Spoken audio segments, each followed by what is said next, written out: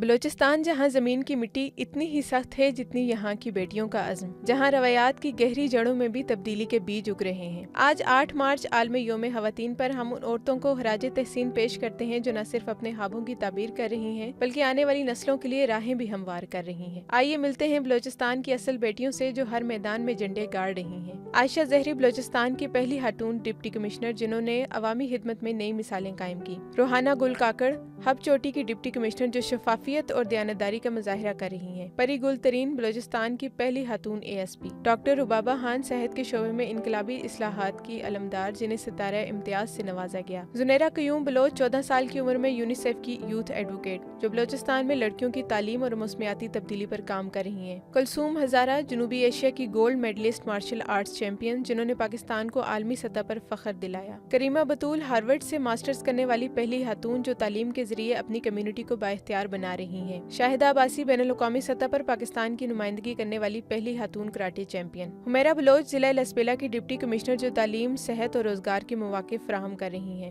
فریدہ ترین بلوچستان کی 5ویں خاتون deputy commissioner جو گورننس میں خواتین کی بڑھتی ہوئی نمائندگی کا ثبوت ہیں۔ ایمبیسڈر آمنہ بلوچ پاکستان کی 33ویں فارن سیکرٹری جو سفارتی میدان میں ملک کی نمائندگی کر رہی ہیں۔ ایمبیسڈر ممتاز زہرا بلوچ پاکستان کی سفیر برائے فرانس اور یونیسکو میں مستقل مندوب۔ ذکیہ جمالی بلوچستان کی پہلی کمیشنڈ نیول آفیسر جنہوں نے پاک بیریے میں اپنی جگہ بنا کر ایک نئی تاریخ رقم کی۔ بلوچستان کی مسیحی خواتین بھی کسی سے کم نہیں۔ ماریہ شمون بلوچستان کی پہلی مسیحی خاتون اسسٹنٹ کمشنر ہیں جنہوں نے مشکلات کے باوجود اپنی تعلیم مکمل کی اور سرکاری ملازمت میں نمایاں کامیابی حاصل کی۔ ان کی کہانی نہ صرف محنت اور عزم کا مظہر ہے بلکہ یہ بلوچستان میں اقلیتی برادری کی ترقی کی ایک اہم مثال بھی ہے۔ بلوچستان کی خواتین کی پہچان ترقی اور بہادری ہے، نہ کہ دہشت گردوں کے ہاتھوں استحصال۔ BLA اور BLF جیسے گروہ عورتوں کو سافٹ ٹارگٹ بناتے ہیں، جیسے کمسن مہروش بلوچ جو خودکش بمبار شاری بلوچ کی بیٹی ہے اور اب BLA کے قبضے میں ہے۔ مائل بلوچ کو بھی فروری 2023 میں خودکش جیکٹ پہنچانے کے لیے استعمال کیا گیا، لیکن بلوچستان کی اصل بیٹیاں وہ ہیں جو معاشرے کی ترقی اور بہتری کے لیے کوشاں ہیں۔